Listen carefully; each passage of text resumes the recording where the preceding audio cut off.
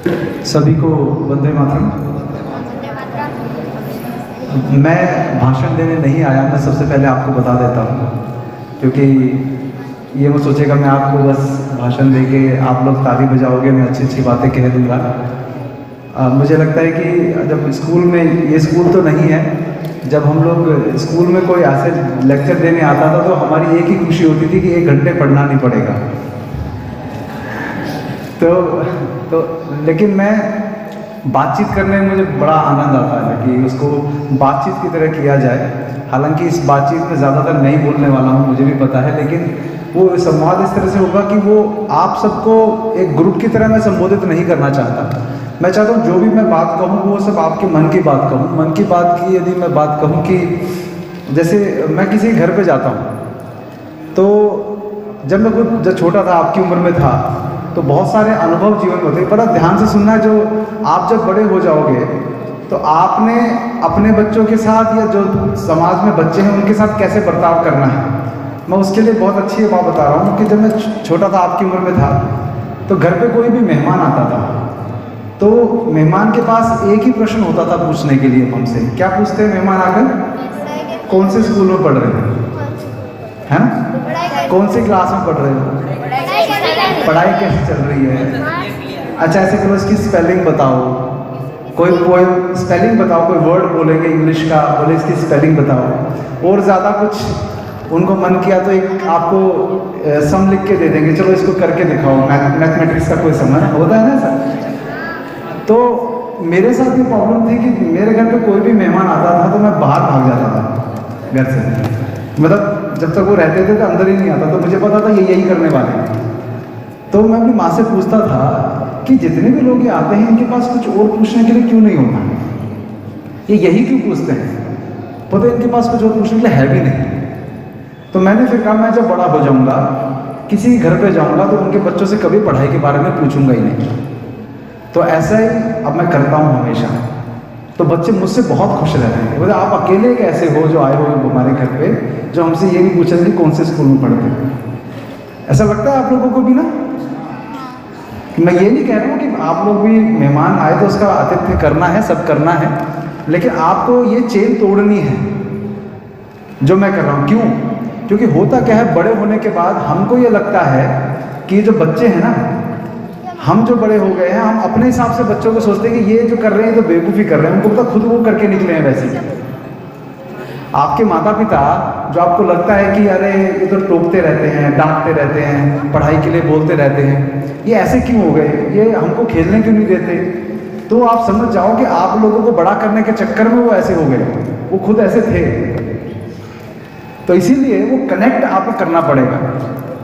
तो मैं आपको बस यही, जो महाराज जी ने, और मैं बहुत बहुत धन्यवाद देना चाहूँगा महाराज जी का, दोनों महाराज जी का, क्योंकि इनसे परिचय मेरा बहुत है, कि जो आप लोगों को अभी महत्व नहीं पता चल रहा, जो आप यहाँ बैठे हो ना, जो आपको सिखाया जा रहा है, हमें इस तरह से नहीं सिखाया गया।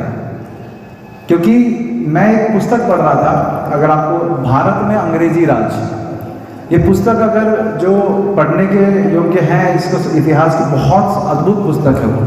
कभी अगर मेरे कोर्स में पुस्तक होती ना तो शायद मैं नहीं पढ़ता, कि मुझे ये अपनी हिस्ट्री की बुक में अगर होती और मुझे उसके बाद एग्ज़ाम देना होगा, तो प्रॉब्लम ये थी कि वो एग्ज़ाम में 3 घंटे में पूरे साल भर का उल्टी करना मुझे नहीं आता था। मैं पढ़ता था बहुत अच्छे से, समझ में आता था बहुत अच्छे से, लेकिन वो 3 घंटे में एग्ज़ाम में उसको लिख कर अच्छे नंबर लाने के लिए नहीं पढ़ा गया कभी मुझसे। तो ये हिस्ट्री की बुक जो है, ये भारत में अंग्रेजी राज 1000 पेज की पुस्तक है, 500 पेज की। उसमें से मैंने पढ़ा तो मुझे एक चीज़ समझ में आई। तो मैं, आप जो यहाँ बैठे हो, जो आप महाराज जी आपके लिए कार्य कर रहे हैं सब, उससे मैं उसको रिलेट करना चाहता हूँ। आप में से कितने बच्चे या कोई भी जो आप युवा बैठे हैं, कभी ऐसा होता है कि आप कहीं बैठे बैठे बातचीत में हो अपने दोस्तों के साथ और ये बहस शुरू हो जाती है कि यार हम लोग इतने ही समृद्ध थे, अब आपका इतना समृद्ध, ये मंदिर जैन मंदिर है, इतनी शिल्प कला इतनी अद्भुत हमारे देश में थी, इतना हमारे यहाँ अद्भुत जो पूरा ज्ञान था, इतने वीर थे यहाँ के लोग, फिर भी गुलाम बन गए। ऐसा कोई कहता है कुतर्क, अरे इतने बढ़िया थे तो गुलाम कैसे बन गए? आता है, होता है ना? आप अभी अभी आप इतने बड़े नहीं हुए, शायद हो सकता है कि अभी आगे चल के जब बातचीत शुरू होगी तो आएगा। अभी कई बच्चों के सामने नहीं आया होगा, जैसे ये भाई सब बैठे हैं इनके सामने आता है, ऐसा होने वाला है। आप कहोगे अरे आप जैसे महाराज जी इतना प्रयास कर रहे हैं आप लोगों के साथ, इतना ज्ञान देने की कोशिश, मोबाइल से दूर रहना, ये रहना, वो क्यों दे रहे हैं? जिससे कि वो सब चीज़ें जो गलतियां हमसे हुई वो दोबारा ना हो। आपको पता है जैन समाज के मेरे बहुत मित्र हैं। मैं ये मानता हूँ कि आप लोगों के समाज का जो पूरा जैन समाज है ना, वो इतना अद्भुत कार्य अपने आप में जो उन्होंने एक संगठित होकर जो काम कर रहे हैं अच्छे संस्कार देने का, मैं ये नहीं करूँ कि समाज से कुछ अलग है वो, लेकिन इस वजह से कि वो सब जैन हैं, वो अपने बच्चों में वो संस्कार डाल रहे हैं जिससे कि ये जो समृद्धि है जैन समाज में वो समृद्धि बनी रहे। समृद्धि केवल आर्थिक नहीं, मानसिक समृद्धि बनी रहे। इतना जो प्रयास कर रहे हो उसका कारण यह है कि आपके यहाँ पुण्य के बीज बोए जाते हैं। आपके माता पिता दान करते हैं, बहुत खूब दान करते हैं, तो वो पुण्य के बीज बोओगे तभी तो वृक्ष लगेंगे ना। तो आप बच्चे जो समृद्धि आप लोगों को मिल रही है अपने माता पिता के धन के रूप में, संस्कार के रूप में, वो इसीलिए मिल रही है कि उनमें महाराज जी और जो आपके पूरे समाज की संगठित शक्ति है जो संस्कार देने को मिला हुआ है। यही हमारे यहाँ नहीं हो पाया करता। 3 कारण थे भारत गुलाम बना। वो बहुत आसान शब्दों में बताऊंगा आपको, हिस्ट्री का पाठ पढ़ाने नहीं आया हूँ, बड़ी इंटरेस्टिंग स्टोरी बताता हूँ मैं आपको कि संगठित ना होने से, दुश्मनों के षड्यंत्र ना पहचानने की वजह से कितना बड़ा नुकसान होता है। आपका देश और आपके सद्गुण जो हैं, सद्गुण का मतलब समझते हैं, अच्छे गुण हैं जो आपके, वो आपकी विकृति ना बन जाए। विकृति मतलब आपको नुकसान ना पहुंचाने लग जाए, इसका हमेशा ध्यान रखना है। तो 3 कारण थे भारत गुलाम बना। बहुत मैं उसको ब्रॉडली और आसान शब्दों में बताता हूं। पहला कारण ये था कि जब अंग्रेज हमारे देश में आए, हमारे यहाँ के लोगों की जुबान से ही संधियां होती थी। मैंने जुबान दे दी तो बस उस जुबान से फिरते नहीं थे। मैंने ये वचन दे दिया तो दे दिया, उसके लिए मुझे रिटर्न एग्रीमेंट करने की जरूरत नहीं है। अगर आपको पता है मूंछ का बाल जो है, मूंछ के बाल को गिरवी रख के लोन मिल जाता था। किसको पता है ये बात? अच्छा, एक मूंछ का बाल गिरवी रखकर वो कोई धन कुछ चाहिए, मान लो कुछ इमरजेंसी में महाजन से लेना है कुछ भी, तो मूंछ का बाल जब तक गिरवी रहता था वो भूलता नहीं था कि मेरा मूंछ का बाल गिरवी है, तो वापस लौटा के वो मूंछ का बाल अपना वापस लेता था। इतना हमारे यहाँ लोगों के अंदर क्या था, अपनी जुबान का महत्व था। अब हुआ क्या, जब अंग्रेज यहाँ पर आए तो हमारे यहाँ के लोगों में इतनी ईमानदारी थी, तो अंग्रेजों ने क्या हुआ, हमारे यहाँ रिटर्न एग्रीमेंट करने शुरू किए। कोई भी राजा के साथ संधि करते थे ना कि हम आपके यहाँ व्यापार करेंगे तो आपके यहाँ की इतनी ज़मीन हम प्रयोग करेंगे, तो ऐसे ऐसे करके उसमें कुछ ऐसी क्लॉज डालते थे। तो हमारे लोगों को लगा कि हम तो ईमानदार थे, ये तो हमसे भी ज़्यादा ईमानदार है। हम तो सिर्फ ज़बान से करते थे, लिख कर बिल्कुल ठप्पा लगा के देते कि हम ऐसा ऐसा वचन देते हैं। तो उनको लगा कि ये तो बड़े अच्छे लोग हैं। लेकिन जब क्या होता था कि जब उनका वो इंतज़ार करते थे कि मान लो कोई राजा है, उस राजा की सत्ता उनको हथियानी है, तो वो या तो उस राजा को संधियों के द्वारा धोखा देने की कोशिश करते थे। अगर राजा बहुत सख्त निकला, बलवान निकला, तो फिर प्रतीक्षा करते थे कितने साल, 5 साल, 6 साल, 8 साल, 10 साल, 12, 15 साल उसी के राज्य में रहकर चुपचाप वेट करते थे वो कि या तो इस राजा को मरवा दो, या इसका कोई दुश्मन हो राज्य में उसको भड़काकर उससे मरवा दो, और फिर उसको कहो तेरे को हम राजा बनाएंगे। ऐसे करके साजिश रचते थे, षड्यंत्र करते थे। समझ में आ रही है मेरी बात सबको? अब हुआ क्या, जब वो संधियां तोड़ने लगे तो सबसे बड़ी गलती, गुलाम जो हम बने, क्या हुआ, राजा कहते नहीं, ये लोग गलत अगर कर रहे हैं, हम अपनी जुबान से नहीं फिरेंगे। मतलब सामने वाला अपने वचन तोड़ रहा है, तुम्हारे राज्य को, प्रजा पे अत्याचार कर रहा है, और आप लोग क्या बैठे हो, मैं तो अपनी जुबान से नहीं फिरूँ। आप गलत कर रहे हो, लेकिन मैं अपनी जुबान से, मैंने तुमको वचन दिया था कि तुम लोगों को मेरे राज्य में रहने की अनुमति दूंगा, तो मैं अपनी जुबान से नहीं फिरूंगा। और वो भी इतने बदमाश थे अंग्रेज कि अगर कोई राजा उनको डंडे मारता था कि तुमने गलत किया है हमारे साथ, तो उनके पैरों में पड़ के माफ़ी मांग लेते थे, हमसे गलती हो गई। तो वो कहते अरे तू हमारी शरण आ गया, चल कोई बात नहीं, माफ़ कर दिया तुझे। ये सच, मैं कहानी नहीं सुना, सच ऐसा ही हुआ था। फिर वो क्या करते थे, उसी के राज्य में शरण लेकर फिर प्रतीक्षा करते थे कि धोखा सही टाइम पे वार करेंगे इसके ऊपर। फिर तो ऐसे करके 50-60 साल जो है लगे इनको एक एक करके एक एक राज्य को गुलाम बनाने में। आप समझ रहे हो बात मेरी?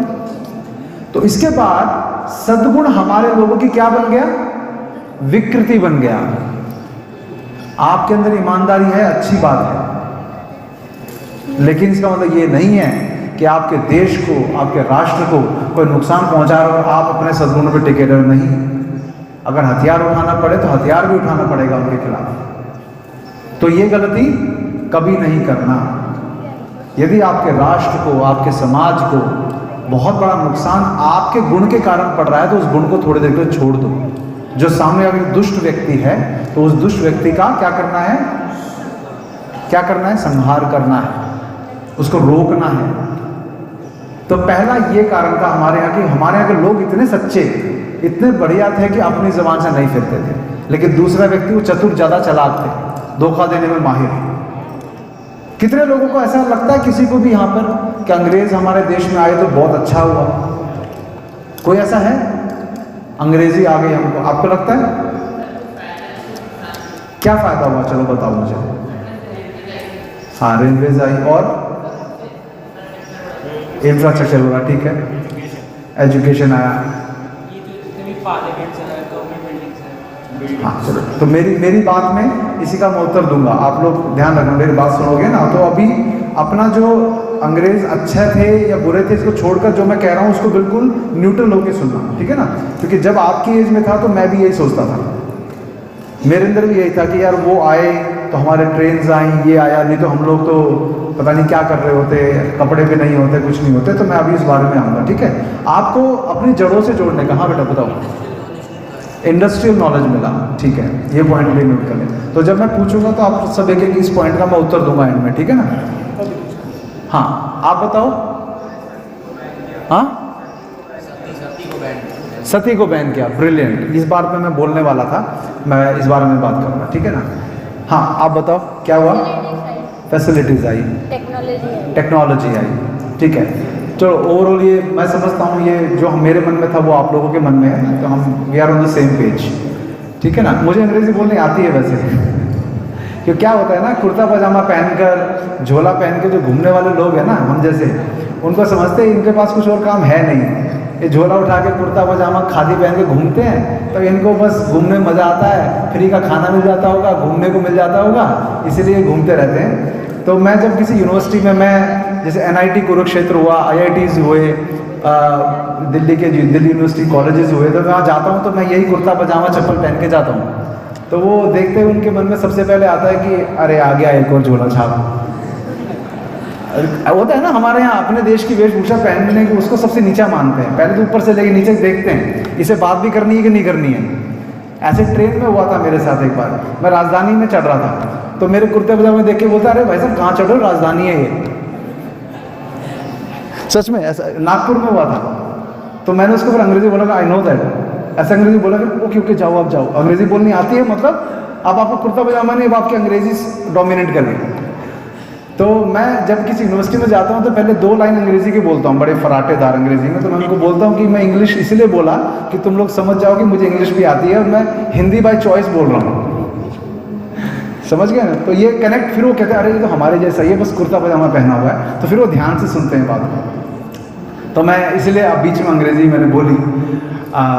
तो 5 स्टार होटल सब देखा हुआ है, बहुत लोग मुझे बोलते हैं कहीं 5 स्टार होटल गए हैं आप, आपको पता है क्या सुख होता है वहाँ पर?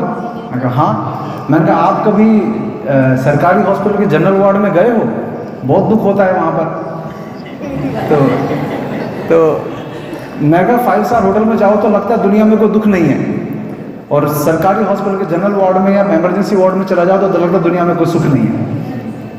कोई आप में से गया होगा तो मुझे नहीं पता। तो ये मैं आपको बताता हूँ कि जब हमारे यहाँ पर आप अंग्रेज़ों का 2005 जुलाई में मनमोहन सिंह जो है प्राइम मिनिस्टर थे, उनको ऑक्सफोर्ड यूनिवर्सिटी की तरफ से एक डॉक्टरेट की डिग्री मिली थी, ठीक है ना? डॉक्टरेट की डिग्री मिली थी। टाइम्स ऑफ इंडिया में वो खबर आई थी 5 जुलाई 2005। कहीं तो आप बच्चे तो कहीं उसमें पैदा भी नहीं हुए होंगे उस टाइम। 5 जुलाई 2005 को मनमोहन सिंह ने एक वक्तव्य दिया जब उसको ऑक्सफोर्ड में डॉक्टरेट की डिग्री मिली। तो उसने कहा कि I would like to thank the British government that they ruled India. और अगले दिन अखबारों में छप के आया कि Manmohan Singh has become the first prime minister to say that the British raj was good for India. बड़ा बड़ा टाइम्स ऑफ इंडिया छप के आया। मतलब क्या हुआ कि वो पहला प्राइम मिनिस्टर बना जिसने कहा कि ब्रिटिश राज भारत के लिए अच्छा था। उसने यही बात कही जो आप सब बच्चे कह रहे हैं कि उनकी वजह से हमारे यहाँ administrative services I, railways I, infrastructure आया, एजुकेशन में हम लोग आगे आए, ये सब आया। एग्जैक्टली जो आपने बोला वो प्राइम मिनिस्टर भी यही बोल रहे हैं। ठीक है ना? हाँ बेटा, ये नहीं बोलते कि सब अच्छा ही हुआ है, मतलब नहीं मैं बात समझ गया था। मैं ये नहीं कर, लेकिन कुछ कुछ चीज़ें मतलब जैसे खराब घड़ी होती है ना, खराब घड़ी भी दिन में 2 बार सही टाइम बताती है, पता है ना आपको? बताती है, लेकिन आप उसको खराब ही कहते हो ना। है तो खराब ही घड़ी ना। अब ये तो है दिन में 2 बार सही टाइम बताती है तो खराब। तो ठीक वैसे ही अंग्रेजी सरकार जो है वो भारत में थी, तो इसका मतलब ये वो कुछ अच्छा तो करना पड़ेगा, वो खुद भी तो रहना है ना उनको यहाँ। आप समझो, जैसे एक स्वामी रामचंद्र दास जी थे ऋषिकेश में, वो कहते थे कि धन के प्रति जो है मोह नहीं रखना, धन के प्रति मोह नहीं रखना, आसक्ति नहीं रखनी कि हाय पैसा वो नहीं करना। हाँ, लेकिन मतलब उसके फिर किसी ने पूछा कि महाराज जी ये बात बताइए, आप तो कहते धन के प्रति मोह नहीं रखना, फिर आपके इतने बड़े बड़े कार्यक्रम तो पैसे से होते ना, अगर हम धन को नहीं कमाएंगे तो ये कैसे होंगे? तो वो बहुत बड़े संत थे, उन्होंने कहा कि ये जो व्यवस्था है ना पूरी, अब महाराज जी हैं, अब मुझे बताओ ये इतना बड़ा प्रांगण ये महाराज जी के लिए बना है या आप लोगों के लिए बना है? महाराज जी तो बिना एसी के भी रह लेते, ये सब एसी रूम वूम सब जो बना है ये किसके लिए बना है? तो महाराज बोला कि ये व्यवस्था जो पैसा चाहिए ना, वो जब इस तरह के प्रांगण आप लोगों के लिए बना रहे, मैं तो पेड़ के नीचे भी दे दूंगा, आप लोगों में हिम्मत है तो सहन करके दिखा दो। तो हमारे यहाँ पर जो व्यवस्था बनी है ना पूरी की पूरी, वो जैसे कोई भी चीज़ होती है उसमें अच्छे उनको भी रहना है ना, आपको ये इनका लाभ चाहिए तो ये प्रांगण बनाया गया है। तो अंग्रेजों ने भी कुछ भी बनाया, इंडस्ट्रीज बनाया, कुछ भी बनाया, वो इसलिए बनाया उनको यहाँ रहना था। उन्होंने शिमला जैसा हिल स्टेशन ढूंढकर वहाँ पे घर बसाया, तो इसलिए कि उनको गर्मी लगती थी, ठंड लगने के लिए वहाँ बसाया, इसलिए नहीं कि आप लोग आज जाके वहाँ शिमला में हिल स्टेशन में छुट्टियाँ मनाने वाले हो कि आज भारत की जो आने वाली पीढ़ी होगी 100 साल बाद वो यहाँ पर आके हिल स्टेशन पे छुट्टियाँ मनाएंगे, उसके लिए हम शिमला बसाते हैं। चलो, ऐसा नहीं था उनके मन में। मैं समझ रहे मेरी बात? तो जो मैं पहले वो 3 पॉइंट कवर करता हूँ। पहला पॉइंट था सद्गुण विकृति बन गया आपका। दूसरा पॉइंट, हमारे यहाँ हजारों सालों से व्यापार होता रहा, विदेशी लोग भारत में आके व्यापार करते हैं। तो आपको शायद नहीं पता होगा, भारत में चांदी की मैन्युफैक्चरिंग भारत में नहीं होती। आपके मंदिर में भी जैसे चांदी लगा ना, वहाँ पतरा जो लगा हुआ है दरवाजे वगैरह पे, ये भारत में मैन्युफैक्चरिंग चांदी की है ही नहीं। लेकिन फिर भी कभी आपने ये कहावत सुना है, अरे तेरी तो चांदी होगी? सुना है? अरे तेरा तो बड़ा फायदा हो गया, इसका मतलब ये तेरी तो चांदी हो गई जाए। ऐसा क्यों बोलते? तेरा तो सोना हो गया।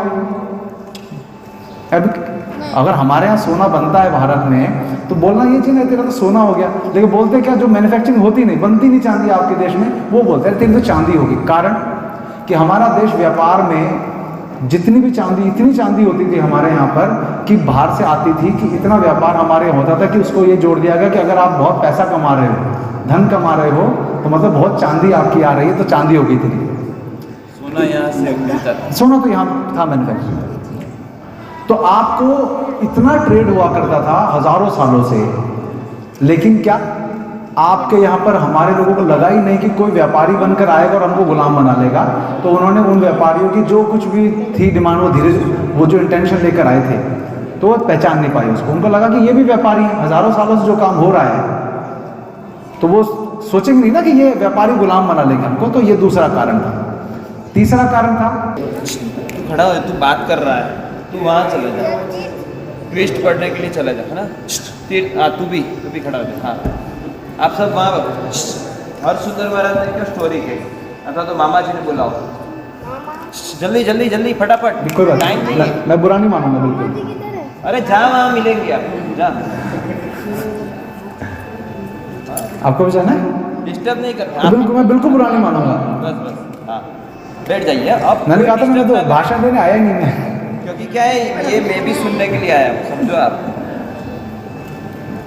देखो देखो, मैं आपको सब बताऊं, मैं याद करके नहीं आया था मुझे क्या बोलना। मैं आप लोगों को चेहरे देखते मैं बोलता जा रहा हूँ। मुझे मैं कुछ नहीं लिख के लाया हूँ, मुझे क्या, मैं कभी नहीं सोचता। मैं हमेशा जब सामने आपके आता हूँ तो मुझे लगता है कि आप लोगों के चेहरे देख के कि किसको किस में मज़ा आ रहा है, वो उसी बात को फिर आगे बढ़ाता हूँ। अदरवाइज़ वो लिख कर मैं जो सोच के आया हूँ वो नहीं, जो आपके मन में चल रहा है उसी के हिसाब से बात करता हूँ। तो मुझे कहानी की तरह सुनाने में बड़ा मज़ा आता है। तो आपको अभी बहुत अच्छी बात बताऊंगा इसमें, वो किताब को जब मैं पढ़ रहा था ना तो मुझे ऐसा लगने लगा कि शायद ये किताब सबको पढ़नी चाहिए। आप जब बड़े हो जाओगे, भारत में अंग्रेजी राज, लिख लो इसको, कभी बड़े हो जाओगे तो टू डू में कर लो। आज से 5 साल बाद पढ़ूंगा जब मेरी बुद्धि इतनी हो जाएगी। कहाँ अवेलेबल होती है वो भी बता। शायद ऑनलाइन भी हो जाती है अवेलेबल। हम तो नई सड़क से दिल्ली से ले लेते हैं, पाकिस्तान, तो ऑनलाइन से और कचरे चीज़ें मंगाते हैं, ये अच्छी चीज़ मंगा लीजिए अगर कहीं नहीं मिलती।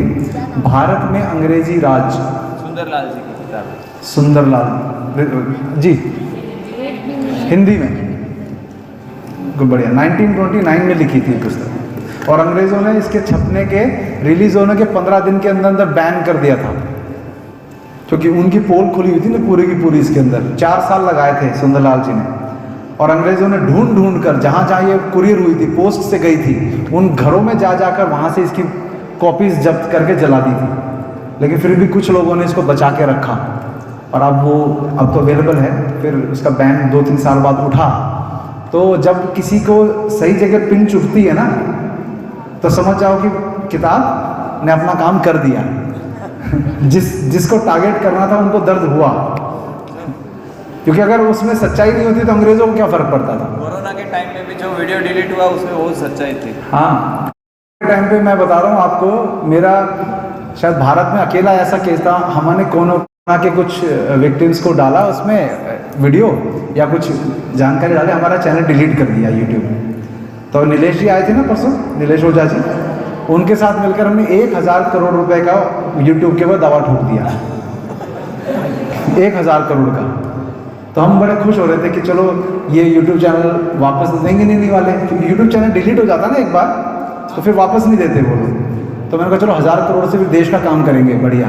वो इतने बेशर्म निकले, उन्होंने यूट्यूब चैनल ही वापस दे दिया, और सारे सब्सक्राइब, और हाथ जोड़ के, मतलब माफ़ी मांग के ईमेल पे कि वी आर सॉरी दैट आपने कोई उल्लंघन नहीं किया था, तो we are giving you the channel back. और अब वैसे ही वीडियोस डाल रहे हैं, अब डिलीट नहीं कर रहे हैं, और सारे सब्सक्राइबर भी सब कुछ वापस। हाँ बेटा, वीडियोस में जो वैक्सीन के खिलाफ था। योहान ने, अमर जी ने कल बताया ना पूरा वैक्सीन की सच्चाइयाँ, जो उनके हिसाब से वो है भ्रम है, गलत जानकारी है, हमारे हिसाब से सच्चाई है विद प्रूफ। तो वो दबाने की कोशिश करते हैं कि सच्चाई को, जैसे बोलो ना किताब छपी, अंग्रेजों की पोल खोल रहा है वो, तो उसको क्या कर दो, जला दो। के नाम से ही है, हिंदी में वीरेंद्र सिंह टाइप करेंगे तो वीरेंद्र सिंह के नाम से ही हाँ, आएगा। वीरेंद्र सिंह 16 VIRENDER SINGH 16, ये सर्च करेंगे यूट्यूब पे तो आ जाएगा चैनल, ठीक है ना। तो मैं बता रहा हूँ कि जब, हाँ बेटा, यूट्यूब ने क्यों डिलीट किया, क्योंकि उस विषय को इस पॉइंट के बाद उठाता हूँ मैं, क्योंकि वो भी बताना था मुझे। चैनल का नाम क्या था? वीरेंद्र सिंह 16, ऐसे करके सर्च करोगे आ जाएगा। देखो क्या हुआ, तीसरा जो बताया, क्या बताया था मैंने, कि भारत एज एन एंटिटी, एक राष्ट्र का स्वरूप में एग्जिस्ट नहीं करता था तब। आपको पता है इस बात का? मतलब भारत, हम कहने का था कि भारतवर्ष है, और पहले था जब कोई एक, जैसे राजा चंद्रगुप्त हो गए, इन सब ने पूरे भारत को एक क्षेत्र अपने साम्राज्य के अंदर लिया हुआ था, तो कह सकते हैं। लेकिन जब उस समय क्या हुआ था, जब अंग्रेज आए तो भारत जो है वो मुगलों से, मराठा जो है उनको डिफीट कर रहे थे धीरे धीरे मुगलों को, और मराठाओं के अंडर था, तो मराठाओं के अंदर फूट डाल डाल के, तो भारत एक एंटिटी के रूप में नहीं था। अगर मान लो उड़ीसा में कोई अंग्रेज किसी को नुकसान पहुंचा रहा है तो गुजरात वाले को कोई फर्क नहीं पड़ता था, अरे वो उस राज्य के साथ हो रहा है। ऐसे करके धीरे धीरे एक एक करके वो गुलाम बनाते बनाते उन्होंने पूरा अपने अंडर ले लिया। तो ये 3 कारण थे। तो आज जो महाराज जी कोशिश कर रहे हैं, आपका पूरा समाज जो कोशिश कर रहा है वो यही, आप लोग क्या रहो, संगठित रहो। कम से कम कोई बाहर का व्यक्ति आपको आके आपके अंदर फूट ना डाले, आपको इससे लड़ा दे, इससे आपको लड़ा दे, वो अपना आप सबका सब कुछ हड़प ले। तो ये जो एकता का जो पाठ यहाँ पढ़ाया जा रहा है, आप सब बच्चे एक दूसरे से इंटरैक्ट कर रहे हो। कोरोना काल में क्या किया, आप लोगों को एक दूसरे आइसोलेशन में, क्वारंटीन चले जाओ, घर में बैठे रहो, मिलने नहीं दिया जा रहा, खेलने नहीं दिया जा रहा। इससे क्या होगा, आपकी इम्यूनिटी कमज़ोर होगी और आपकी एकता कमज़ोर होगी। तो वही तोड़ना चाहते हैं। अब इस बच्चे ने क्वेश्चन पूछा था कि YouTube ने डिलीट क्यों किया और डिलीट करने से फर्क क्या पड़ता है। तो मुझे आज भी याद है, जब मैं स्कूल में था, एक गूगल से एम्प्लॉय आया था हमको समझाने के लिए कि गूगल सर्च कैसे करते हैं। आप आज कोई आपको कहीं गूगल सर्च कर लो, सिखाने की जरूरत है क्या? नहीं। हमको स्कूल में जब गूगल नया नया कंपनी बनी थी, तो उसने स्कूल्स में जा के अपने एम्प्लॉयज़, अपने प्रेजेंटेशन वाले भेजे, उनको सिखाते थे कि गूगल सर्च कैसे करना है।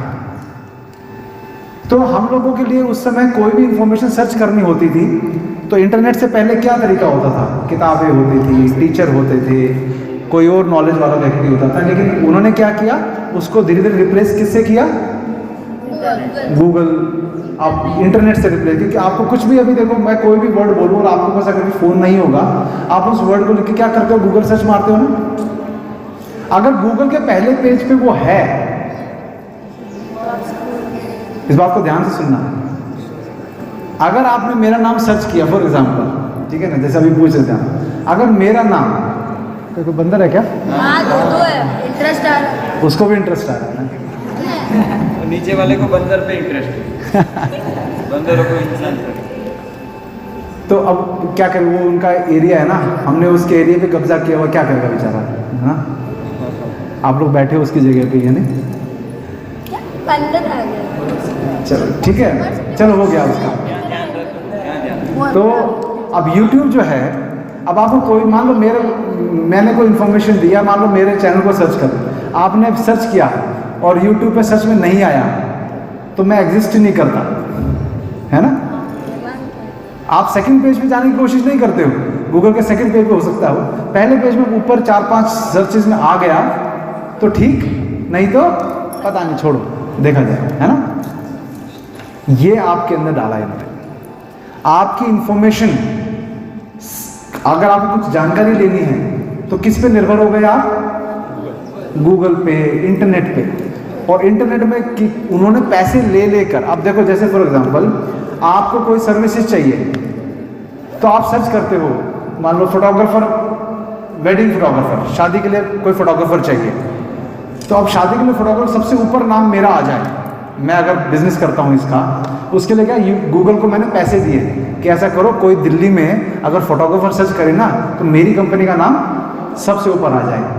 तो उन्होंने पैसे फोकट में सर्च करते हो आप, फोकट तो नहीं ना, पैसा अरबों रुपए की कंपनी है ना, कहीं तो पैसा कमाया होगा, तो ऐसे पैसा कमाया।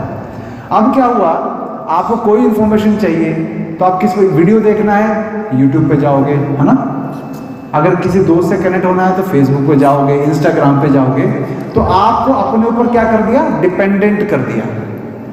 अब मैं बैठे बैठे, अब मैं ये लेक्चर रिकॉर्ड हो रहा है जैसे, अब इसको डालूंगा तो अभी कितने, यहाँ तो 100-200 लोग बैठे हैं, लेकिन जब मैं इसको डालूंगा तो 10,000, 20,000, 5,000 जितने भी लोगों को इंटरेस्ट होगा देखेंगे, तो अच्छी रीच हो जाती है ना।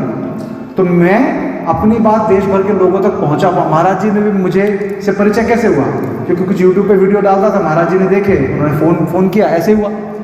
तो महाराज जी तक अदरवाइज परिचय कैसे होता। तो अब निर्भर हो गए कि मैं अपनी कोई भी जानकारी भेजूंगा तो ये इनके माध्यम से भेजूंगा। अब क्या हुआ, अगर इन्होंने मेरा फेसबुक पेज डिलीट कर दिया और मेरा यूट्यूब चैनल डिलीट कर दिया, अब मैं क्या करूं, और बैन कर दिया, बनाने भी नहीं देते फिर दोबारा, तो मैं तो बिल्कुल क्या हो गया, अगर 20 साल पहले इंटरनेट नहीं होता तो मैं कोई और तरीका पर्चे छपवाता, किताब लिखता, जगह जगह जाता।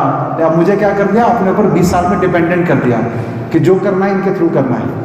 और एंड में क्या करा, अब हम कहें अरे तुम ये जो तुम्हारा वीडियो है ना हमको अच्छा लग रहा है भाई, पहले तो घर स्कूल में आके बता रहे हैं हमारे को सर्च करो, हमारी सर्विसेज यूज़ करो। अब हमें कह रहे हैं भाई आपने जो जानकारी दी ना हमारे सब सही नहीं है। दुनिया भर के वल्गर वीडियोस यूट्यूब पे हैं, उनको वो गलत नहीं लगेंगे, लेकिन हमने बच्चों को बचाने के लिए कुछ अच्छी इन्फॉर्मेशन दी जो इनके हिसाब से लगता है कि यार ये तो वैक्सीन कंपनियों को नुकसान कर देगी, तो उनका आर्थिक नुकसान हो जाएगा, लोग वैक्सीन लेना बंद कर देंगे या इनकी दवाइयाँ लेना बंद कर देंगे, तो वो इनको क्या लगता है कि गलत जानकारी है, तो क्या करेंगे, डिलीट कर देंगे। तो ये उनकी मोनोपोली है कि हमारा राइट है कि मैं कोई जानकारी, सही जानकारी लोगों तक पहुंचाऊं। उस आवाज़ को दबाने के लिए हमने 1000 करोड़ का नोटिस ठोका था उनके पे कि तुम हमारी आवाज़, फ्रीडम ऑफ एक्सप्रेशन कैसे आप दबा सकते हो, दबा सकते क्या भाई? हमें ये नहीं लग रहा है सही, हमने प्रोटेस्ट किया, उस प्रोटेस्ट का वीडियो डाला, आपने डिलीट कर दिया। हमने जलाने का वीडियो मास्क जलाया 15 अगस्त 2020 को जलाए हमने कि हम नहीं मानते मास्क को, तो इन्होंने उस वीडियो डिलीट। क्यों मास्क जलाया आपने? भाई हम जला रहे, प्रोटेस्ट का तरीका है हमारा संवैधानिक अधिकार है प्रोटेस्ट करने का। तो ये यूट्यूब ने इसीलिए डिलीट किया, वो चाहता है कि जो गलत जानकारी है वो आप तक पहुंचे, सही जानकारी ना पहुंचे। ठीक है, उनका प्रश्न है। हाँ प्रश्न है, बट वो तो सही या फिर गलत जानकारी तो गवर्नमेंट के हिसाब से डिसाइडेड है, जो हाँ, गाइडलाइंस है वो बिल्कुल, गवर्नमेंट कंपनीज को देती है। नहीं बिल्कुल, मैं बैठ जाओ। अब जैसे फॉर एग्जांपल मैं आपको बताता हूँ, आपको फ्रूट जूस है ना, फ्रूट जूस पीते हैं आप, ठीक है, Tropicana real fruit juice. Cockroach का बता, वो चॉकलेट का बताता हूँ, पहले वो बढ़िया था आप, हाँ वो अच्छा उदाहरण रहेगा ना। अब आपको, आप जैसे कितने बजे चॉकलेट खाते हैं? चलो, अब मैं ये नहीं कहूँगा मत खाया करो, मैं लेक्चर दूँ ये नुकसान, मैं कहूँगा खूब खाओ, लेकिन पहले मेरी बात सुन लो फिर खुद डिसाइड करना, ठीक है ना। अब जो सरकार का नियम क्या है, एज पर गवर्नमेंट गाइडलाइंस, वो if it is in sync with government guidelines, तो वो बेचने का अधिकार उनको मिला हुआ है। कैसे मिला? आप लोगों को शायद नहीं पता है कि चॉकलेट के अंदर गाइडलाइन लिखी हुई है सरकार की कि 100 ग्राम चॉकलेट में 4 ग्राम कॉकरोच के पार्ट्स अगर मिले हुए हैं ऑफिशियली, तो वो अलाउड है बेचना उनको। वो गाइडलाइन मैं वीडियो भी बता दूंगा, एग्जैक्ट गाइडलाइन पूरे सब प्रूफ दे के मैं बात कर रहा हूँ, मैं सेंसेशन फैलाने के लिए बात नहीं कर रहा हूँ। आप बच्चों के सामने मैं अपनी क्रेडिबिलिटी कम नहीं करूँगा कोई झूठ बात या कोई जिंदाबाद मुर्दाबाद वाली बात बोल के, ठीक है ना। आपको पता था, कितने बच्चों को पता है ये बात? अच्छा, कुछ को पता है, तो मैंने वीडियो बनाया इसमें। आपको पता क्या होता है, जब चॉकलेट बनती है ना तो बहुत बड़े बड़े कंटेनर्स होते हैं, बड़े बड़े हज़ारों किलो के। तो चॉकलेट का जो बीन उसको होता है, बीन उसको करके प्रोसेस करके वो चॉकलेट को बना के रख देते हैं। अब इतने बड़े कंटेनर्स में कितनी कोशिश कर लो, कीड़े मकोड़े कॉकरोच वगैरह आ ही जाएंगे, आ जाते हैं ना कॉकरोच कहीं से, वो आ जाते हैं। वो इतनी बड़ी फैक्ट्रीज होती हैं। कभी आपने वहाँ गए हो चीनी बनने की फैक्ट्री? अभी क्वेश्चन लिख लो, फिर वो फ्लो टूट जाता है ना। क्वेश्चन लिख लो बेटा, चीनी की मिल के पास से गुजरे हो कभी? ट्रेन से जाते हो कभी, तो बहुत तेज बदबू आती है। हाँ, तो वो चीनी की मिल की बदबू होती है। चीनी बनती है ना जिस जिसमें मिल में इतनी बदबू होती है, वो चीज़ कितनी खतरनाक होती होगी ना। आपको बताने की जरूरत नहीं पड़ेगी कि पास चीनी मिल है, आपको बदबू से पता लग जाएगा, नाक बंद करोगे आप, अरे कहाँ आ गए। ठीक वैसे ही चॉकलेट बनने की जो फैक्ट्रीज होती हैं, पूरे दुनिया में सप्लाई करना होता है, तो उन कंटेनर्स में क्या होता है, कॉकरोच। अब हज़ारों, अगर मान लो इतना बड़ा कंटेनर है, जितना बड़ा ये पूरा हॉल है, इसकी साइज जितना, उस कंटेनर में अगर कॉकरोच गिर जाए तो आपको क्या लगता है, वो एम्प्लॉय लगाने वाले के ढूंढ के निकालो कॉकरोच, वो तो मशीन में डालेंगे, पीस के करके दे देंगे। तो उसमें क्या हुआ, कॉकरोच के पार्ट्स मिलने लगे, किसी का पैर कुछ मिलने लगे, तो सांस की दिक्कत हो जाती है। तो उन्होंने कहा कि भाई केस हो जाएगा आपको। तो उन्होंने कहा कि जी हम तो फिर चॉकलेट की फैक्ट्री बंद ही करनी पड़ेगी जी हमको। तो सरकार को क्या किया, सर कुछ नियम देखो ना, कुछ मांडवाली करो ना, कुछ ऐसा करो, कुछ नियम बना दो कि इतना अलाउड है। पापी पेट का तो सवाल है। वो पापी पेट का सवाल है, बच्चों की ज़िंदगी खत्म हो जाए, लेकिन आप ऐसा करो 100-200 करोड़ ले लो, हम तो एक साल में उससे ज़्यादा कमा लेंगे। लेकिन किसी एक अधिकारी को, नेता को 100-200 करोड़ दिया, 100-200 करोड़ तो बहुत होता है ना, वो कहेगा चल ठीक है, वो बैठ के नियम बनाकर और कर देगा, चलो भाई 100 ग्राम में 4 ग्राम कॉकरोच के पार्ट्स अलाउड है 100 ग्राम चॉकलेट में। अंकल, हाँ बेटा, इस जो चॉकलेट आप बोल रहे हो कि 4% अलाउड है, तो उस पर ग्रीन स्टैम्प क्यों आता है? मैं वही बता रहा हूँ, वही खेल है ना, वो बच्चे ने जो पूछा ना वो सही पूछा कि गवर्नमेंट ने फिर कहा कि अब भाई 4 ग्राम अलाउड है ना, उसके बाद अब गवर्नमेंट ने कहा कि ये जो है आपको बेचना अलाउड है। अब उसमें जब उन्होंने पैसे खिला दिए, सब कुछ कर दिया, अब लीगली वो करेक्ट हो गया ना, एज पर गाइडलाइंस है ना। अब वो 4 ग्राम भी कोई नापने नहीं वाला, वो 16 ग्राम में हो जाएगा, तो कोई ये नहीं कर रहा है इसमें 16 ग्राम, वो नियम बन गया, तो आप बच्चों तक वो पहुंचाना अलाउड हो गया। अब आप, ये है डेफिनेशन कि जब कोई गलत काम करना हो उसको कानून बना दो। अंग्रेज़ों ने भी यदि आपकी जेब से 10 रुपये निकालने हैं तो ये नहीं कहेगा कि सैनिकों से जाओ इसकी जेब से 10 रुपये निकाल लो, वो ये कहेगा, इसका कानून बनाएगा बाकायदा कि अब से जो है जब भी आप घर से बाहर निकलोगे इस सैनिक को 10 रुपये देकर ही सड़क पे घूम सकते हो, मान लो, तो आप क्या करोगे? 10 रुपये देकर निकलोगे ना। अब कानूनी रूप से वो 10 रुपये जो दिए जा रहे हैं वो कानूनी रूप से सही है, कानूनन कर रहे हो काम, सरकार चोरी नहीं करेगी, है वो चोरी। अब टोल पे जाते हो, आप पैसा लेते हैं, कई टोल ऐसे हैं जिनकी कीमत पूरी हो चुकी है, अब टोल नहीं लेना चाहिए, फिर भी ले रहे हैं क्योंकि सरकार को पैसा जा रहा है। तो ये डेफिनेशन है इसकी, आप समझ जाओ ना। तो कोई भी चीज़ कानूनी रूप से सही है, इसका मतलब ये नहीं है कि आपके साथ लूट करने का अधिकार मिल जाएगा यार। अब आपको रियल फ्रूट जूस है, उसमें सोडियम बेंजोएट डाला हुआ है, सोडियम बेंजोएट, ये प्रिजर्वेटिव होता है। कोई भी फल का रस आप निकाल कर शाम को पियो अगर, तो कड़वा हो जाएगा, लेकिन 6 महीने तक खराब नहीं होता। तो कानून क्या कर दिया जी, हमको तो इंडस्ट्री, हज़ारों करोड़ की इंडस्ट्री बनानी है, अब उसके लिए क्या करना है, एक हमको सोडियम बेंजोएट जैसा जहर डालने की अनुमति दे दो प्लीज़, तो दे देंगे। चलो अच्छा, इतना जहर परमिसिबल है, इससे ज़्यादा मत डालना, देखो फिर तो ठीक, इतना जहर डाल सकते हैं, हाँ अब बेचो खूब बढ़िया। तो कानूनी रूप से वो सही हो गया, लेकिन आपका हेल्थ खराब। मेरी बात समझ लो ना। तो ये समझ जाओ, कोई भी गवर्नमेंट आपकी हेल्थ, कोई भी गवर्नमेंट, इस गवर्नमेंट या उस गवर्नमेंट की बात, दुनिया में हर गवर्नमेंट का एक ही काम होता है, अपनी प्रजा को अपने अधीन रखना। अगर प्रजा आपसे ज़्यादा मजबूत बन गई तो क्या होगा, आपको फेंक देगी उठा के। तो आपको क्या, अगर उनको इतनी हेल्थ की चिंता होगी तो सबसे पहले क्या बंद करना चाहिए उनको? शराब की दुकान। कोरोना के लॉकडाउन के बाद सबसे पहले क्या दुकानें खुली? शराब की दुकान। कर सकते हैं, लेकिन उनको पैसा कमाना है। तो ये बात अपने मन से निकाल देना। अंग्रेज़ों का, अब मैं बताता हूँ आपको, जो सब भाई बोल रहे थे ना, तो मतलब जिस समय हमारा देश, आपके ये मंदिर हैं, दिलवाड़ा का मंदिर, हज़ारों साल पहले ऐसी शिल्प कला यहाँ पर थी, अद्भुत है ना। ये मंदिर में कल 500 से 5 बार देख चुका हूँ अंदर जाकर, मन नहीं भर रहा है मेरा। दिलवाड़ा का टेम्पल, जब इतनी डेवलप्ड हमारे यहाँ साइंस था, तब ये लोग किस पे लड़ा करते थे? खाल के ऊपर, कि मैं सर्दी से बचने के लिए खाल। हमारे यहाँ कपड़ा बनता था, सब कुछ बनता, इनके यहाँ क्या बनता था? खाल थी इनके पास। इनका धारावी है ना मुंबई में, जो उससे भी बुरा हाल था इनका।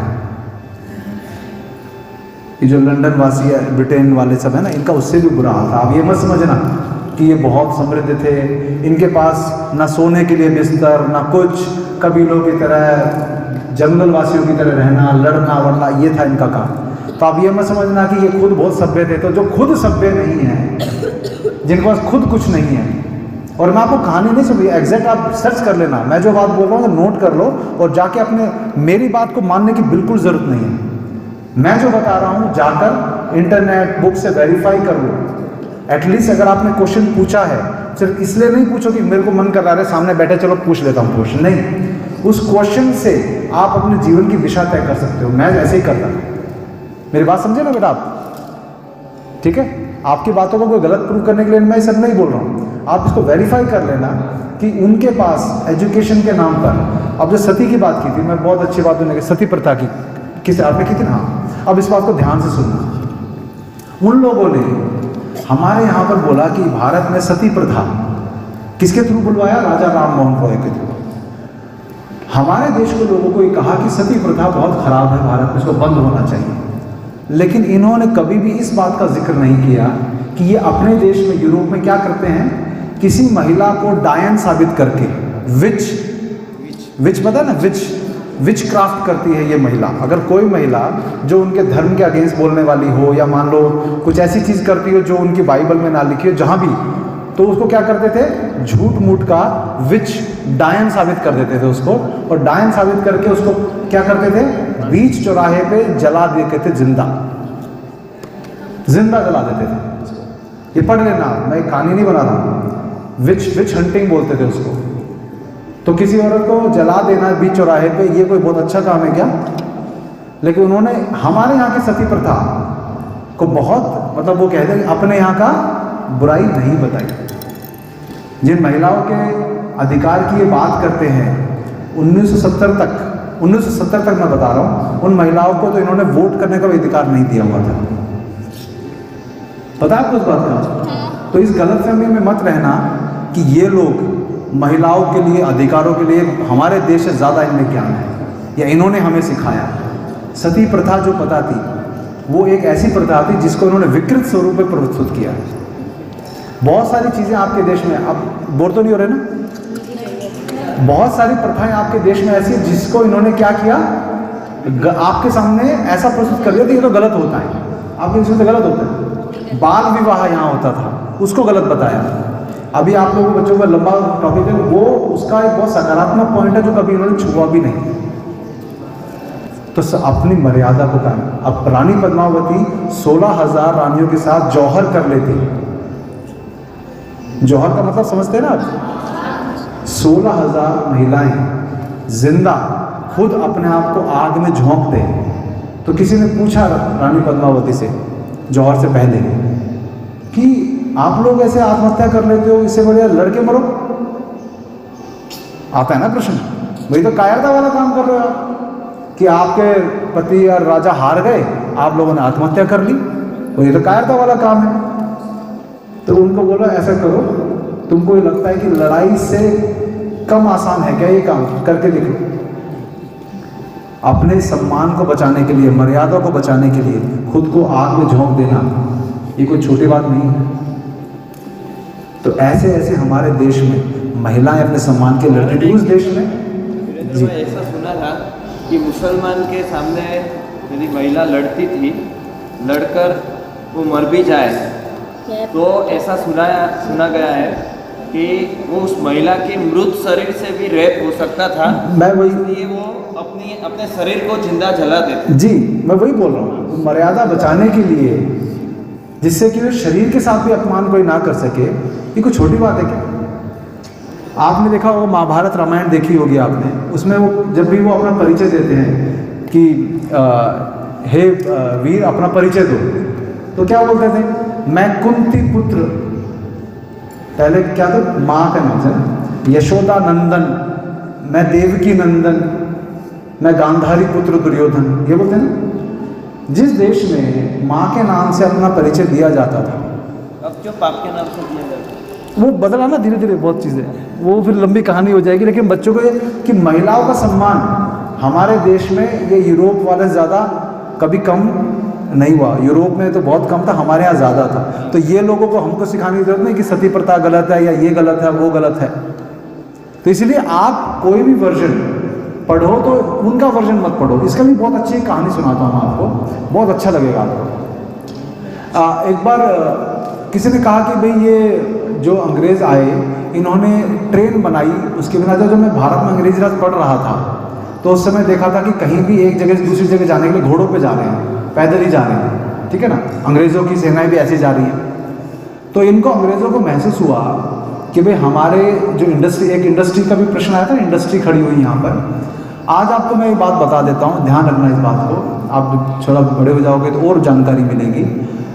यूरोप में जो इंडस्ट्रियल रेवोल्यूशन आया, सुना ना, औद्योगिक क्रांति, यूरोप में इंडस्ट्रियल रेवोल्यूशन भारत के लूटे हुए पैसों से आया था।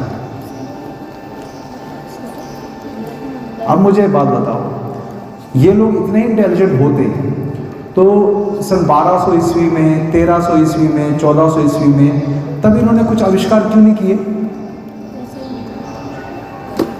अगर बुद्धि इतने इंटेलिजेंट थे ये, हम तो हज़ारों सालों पुरानी हमारा तो इतिहास, इनका अगर बुद्धि तो अच्छी रही होगी ना इनके पहले वालों की भी, तो ये बिजली का आविष्कार, ट्रेन का आविष्कार ये पहले क्यों नहीं किया?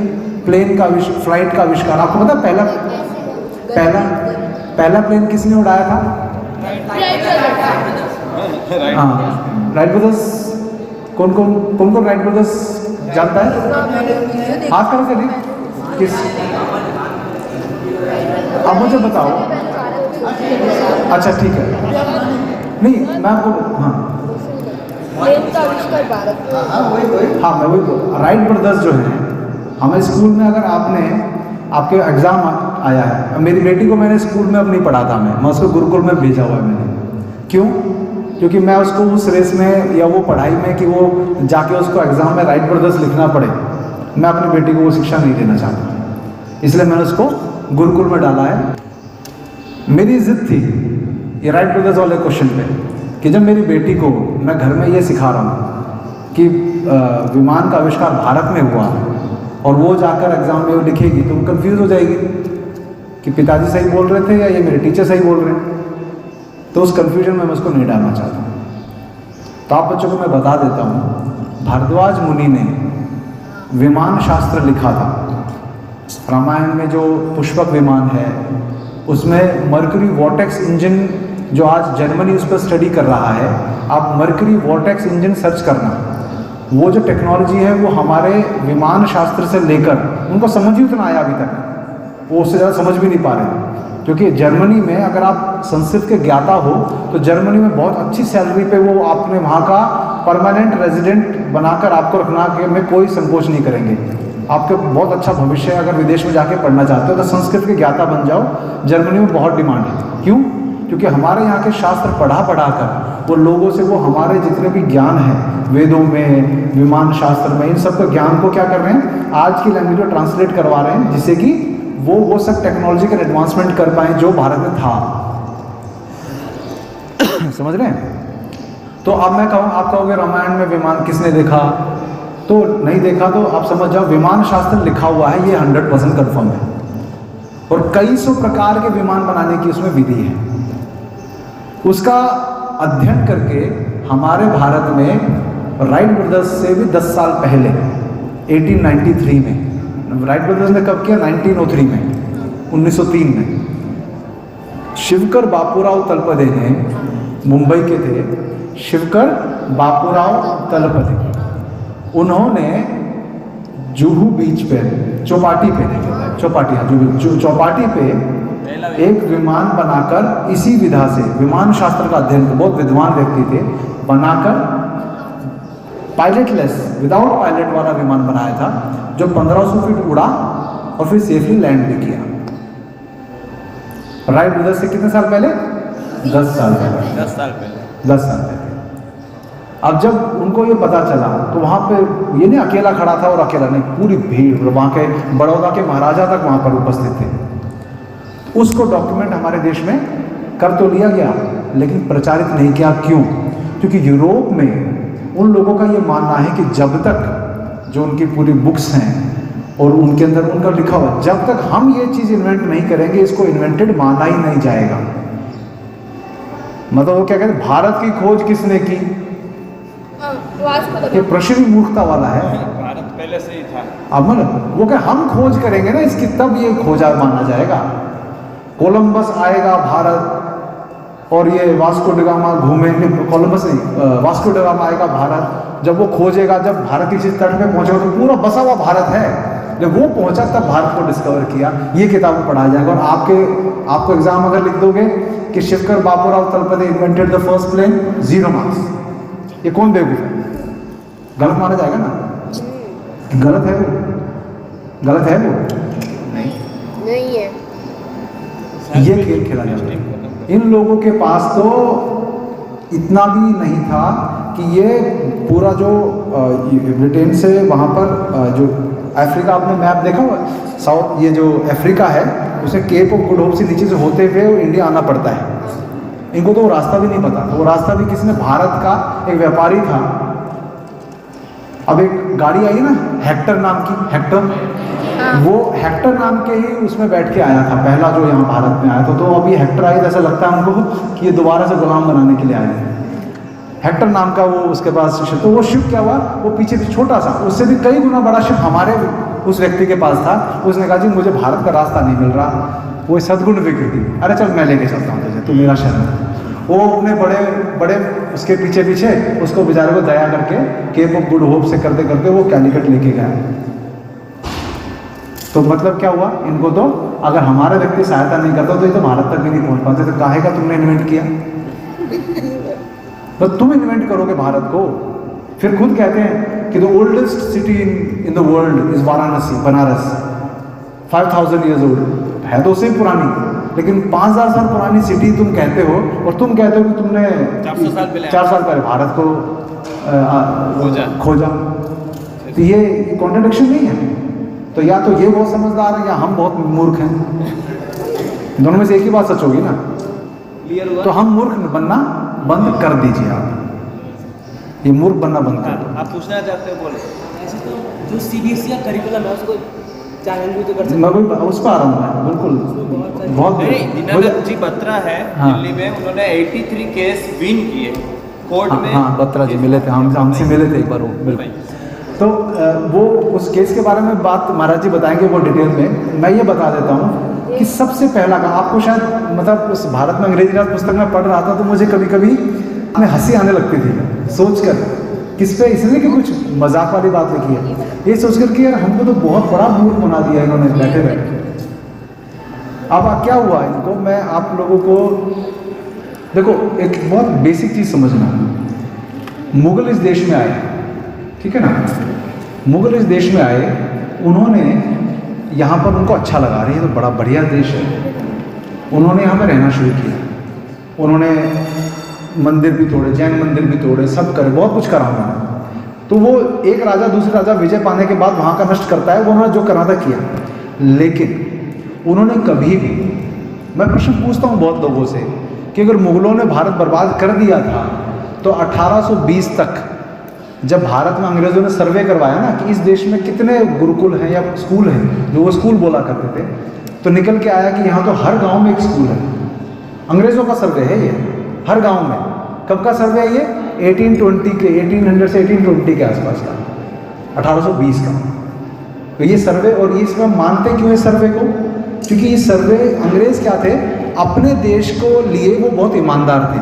अगर उनको उनके ऑफिसर ने कोई काम दे दिया कि भाई तुमको ये सर्वे करना है, जाके देखो, तो 10 साल लगा के, 20 साल लगा के देश के कोने कोने में जाके वो क्या करेंगे, डिटेल लेंगे, पूरी एक्सटेंसिव सर्वे बनाएंगे उसका, वो सच्चाई से बनाएंगे और उसको प्रेजेंट करेंगे। क्यों? क्योंकि अगर वो सर्वे में सच नहीं बताएंगे तो क्या होगा, देश को गुलाम नहीं बना सकते, ठीक है ना। अब जैसे आपके यहाँ पे कोई खेत है मान लो, अब उस खेत में कोई फसल उगी हुई है, अब उसको समझना, मतलब वो खेत को समझ लो भारत है, और वो फसल जो है वो समझ लो कि संस्कार है, गुरुकुल है, यहाँ की अर्थव्यवस्था है, पूरा साइंस है, सब कुछ। तो उस फसल को खत्म करके दूसरी फसल उगानी है उनको, तो आपको क्या करना पड़ेगा, पुरानी फसल को उखाड़ के फेंकना पड़ेगा ना, उसी में तो नहीं उगा सकते, उसको हल से जोत के पूरा ना उसको खत्म किया जाएगा, पहले उस पूरी फसल को हटाया जाएगा, फिर क्या किया जाएंगे, नए बीज बोए जाएंगे जैसी फसल उनको चाहिए। समझ में आ रही है बात? तो उन्होंने यही किया। उन्होंने कहा कि इस देश में ये जो इतने, अब जैसे महाराज जी आपको जो संस्कार दे रहे हैं, आप अभी शुरुआत में जो बात बोल रहे थे कि मैं किसी से भी अपने ईश्वर की बुराई नहीं सुनूंगा, है ना, था ना वो, तो आपको संस्कार दिए जा रहे हैं ना। कल को कोई भी सड़क चलता बोलते अरे जैन समाज में तो यही सब, मेरे उसके बारे में गलत होगा सही होगा वो मैं देख लूँगा, तुझे मुझे बताने की जरूरत नहीं। मेरी बात सुन। उन्होंने कहा इस देश में, क्योंकि मैकॉले नाम सुना, ये मैकॉले नाम का इंसान बहुत इंटेलिजेंट था, बहुत इंटेलिजेंट। वो इतना इंटेलिजेंट था कि उसने पूरे भारत का खाका खींच लिया कि ये देश टिका किस पे हुआ है। और बकायदा उसने ये कहा, जो अभी एजुकेशन की बात आप कर रहे हो ना, कि ऐसी एजुकेशन दे दो इस देश के लोगों को जिस एजुकेशन की वजह से आज से कई सौ साल बाद भी ये लोग शरीर से तो भारतीय हों, मन से पूरे अंग्रेज बन जाए। आप देखना कभी कॉन्वेंट स्कूल के बच्चे, मैंने देखा है, वो जब किसी मंदिर के सामने से निकलते हैं ना, तो पता क्या करते हैं, ऐसे देखा, हाथ में जोड़ते। क्यों? वो मन से उनको बना दिया गया है, उनकी गलती नहीं है, मतलब जब मंदिर के सामने आप अंदर जाके मंदिर में आप ये करते हो क्या? नहीं ना, क्या करते हो?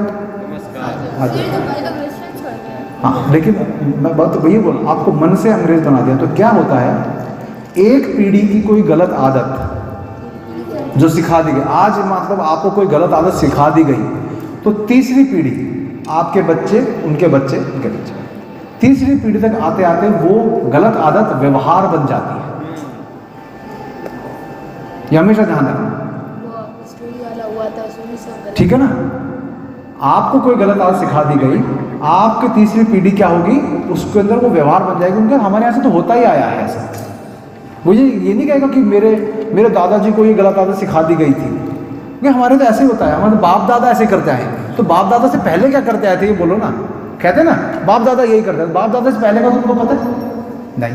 जितेंद्र जी, आपको जाना नहीं चाहिए। मैं शाम को रुक जा रहा हूँ, क्योंकि बच्चों को बहुत इंटरेस्ट, आपको इंटरेस्ट आ रहा है क्या? ये न्यूज़ से जुड़ी बातें कर रहे हैं, आपको कैसे ब्रेन वॉश किया जा रहा है स्कूल में, और ये सारी बातें डिटेल में है, रिसर्च करके उनके पास सारे डॉक्यूमेंट्स हैं, तो आप लोग प्रूफ मांगेंगे तो प्रूफ भी दे सकते हैं।